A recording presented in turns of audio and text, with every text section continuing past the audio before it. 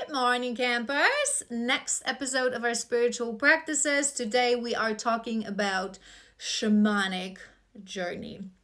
So, what is a shamanic journey? What kind of a spiritual practice that is? So, shamanic journey is a journey that is meant to take us in an altered state of consciousness, sort of a trance-like, very deep trance meditation. Again, these are just labels, right? So try to feel into what we're really talking about. I always love to highlight this to you guys. Feel things more in your body than stick to the actual human-made labels and explanations. So it's a moment when you are, through a variety of means, and we'll talk about this in a moment, the objective is to literally take you on a journey, take you away from where you are, where your consciousness is, to travel to a specific place, right, in that trance-like state.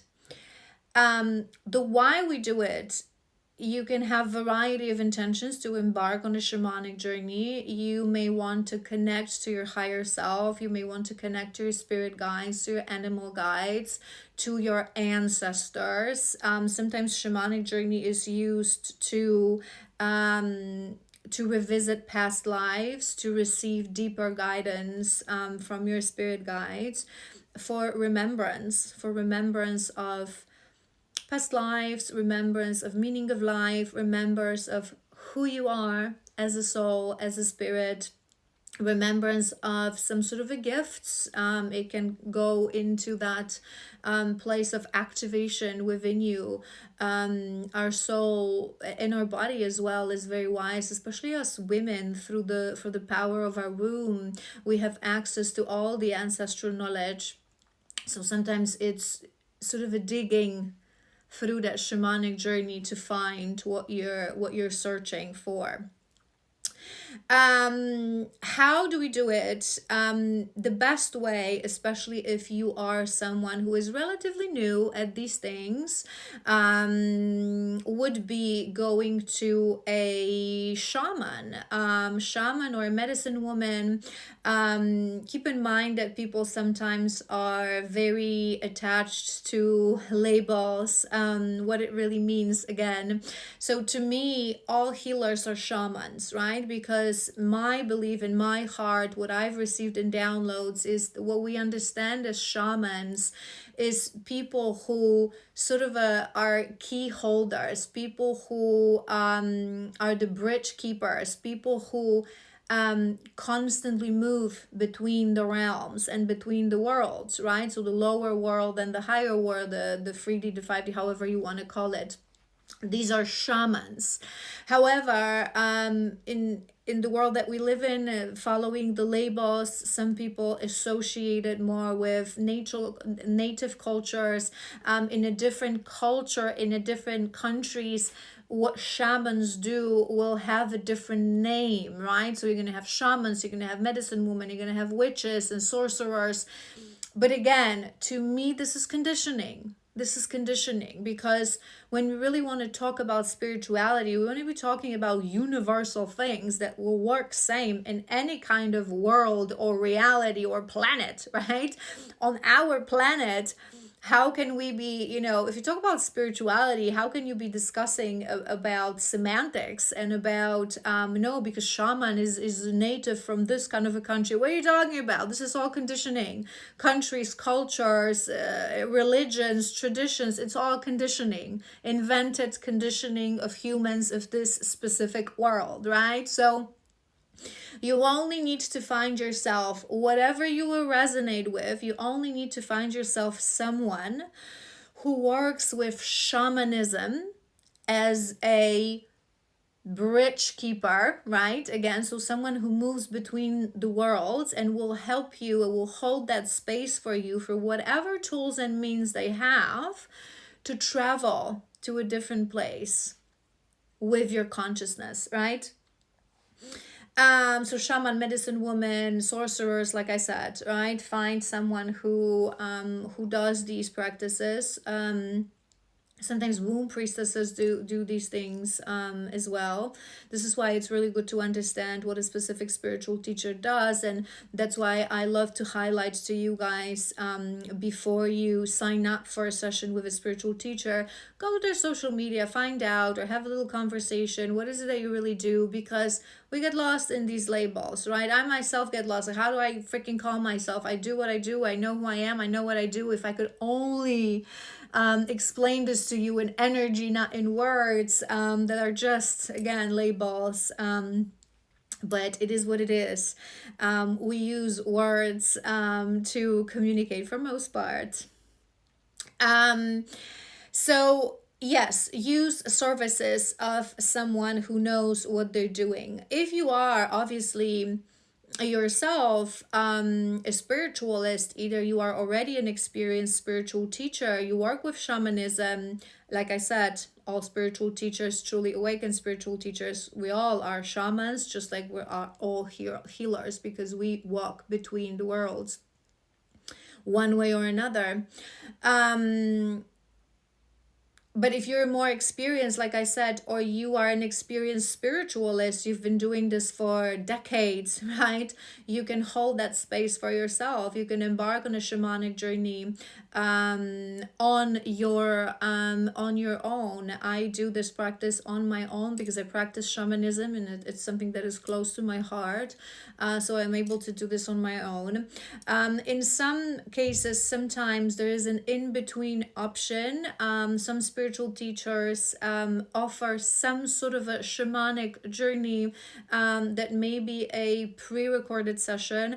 I myself have a shamanic journey with a cacao ceremony that is meant to connect deeply to your heart space, to that guru within, to activate your heart energy point.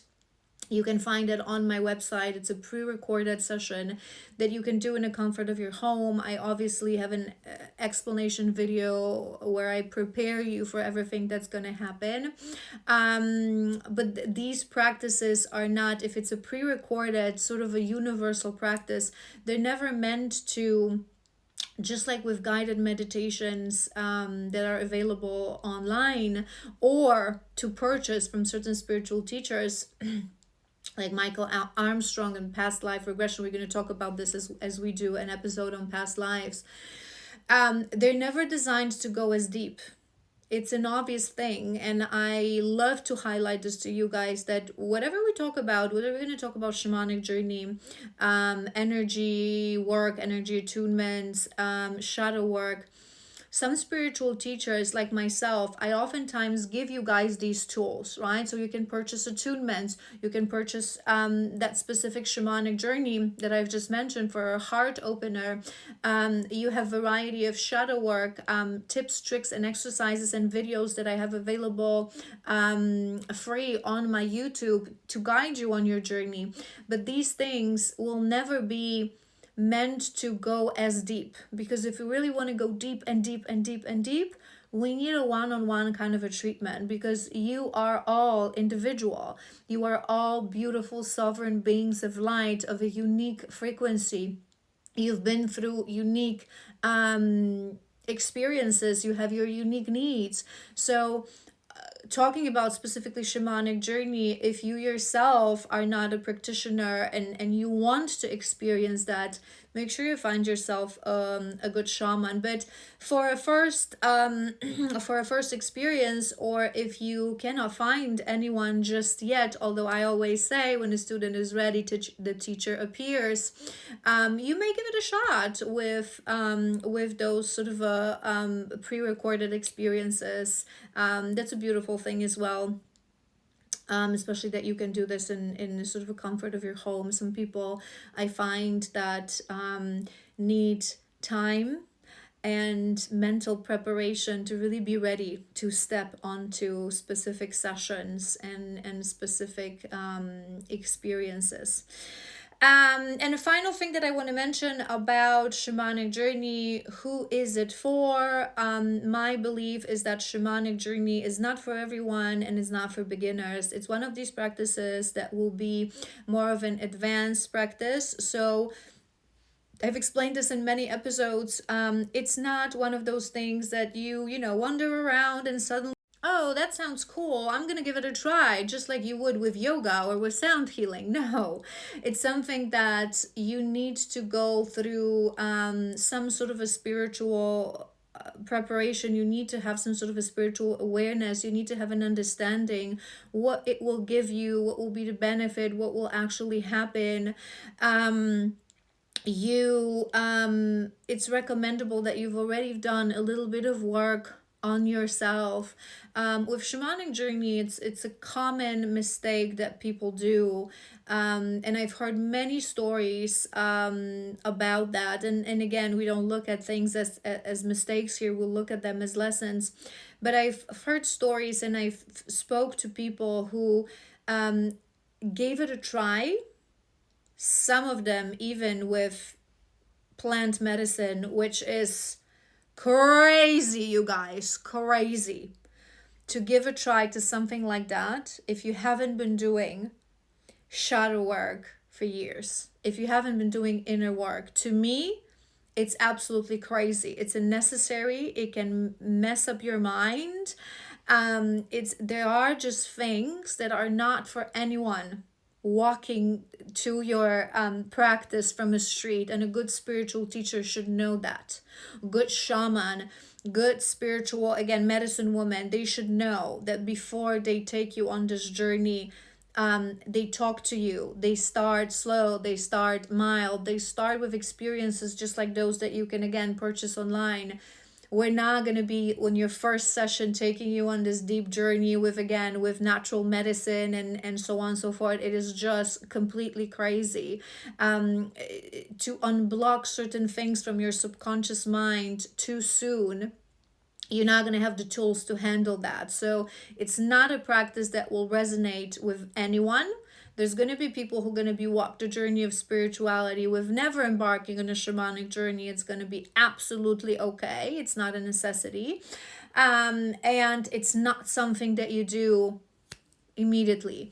I would say that it's it's not as advanced as I've mentioned to you guys, Kundalini yoga. Okay, so Kundalini yoga is not something that I would recommend on the first years of your spiritual journey, because it's really a deep work with your Kundalini energy. So without an understanding what that is, and you can just mess up your entire system. Shamanic journey is something that with a good shaman, with a good practitioner, with a good medicine woman, again, sorcerer, however they call themselves, you can start doing in your first years of your journey, because they will know. And just like with past life regression, when we ask our guidance for protection, our guides, our higher self for protection and for guidance, we will never be shown what we're not meant to see, what we're not ready to see, especially no matter what kind of a thing you decide to incorporate in that shamanic journey. But again, this is why it's so important to have someone wise and experienced who will hold space for you. I always say those kind of people who offer who accept people from a street that they know nothing about, they didn't even have a single one-on-one session, and they sit in a tent as a group of people doing this practice. Charlatans. Okay, charlatans. It will do you no good. My belief. All right, I hope this was helpful. I hope you know a little bit more about shamanic journey. And yeah, I will see you tomorrow. I think we have 2 or 3 episodes left in our series, including past life exploration. So we're going to be talking about these in the next episodes.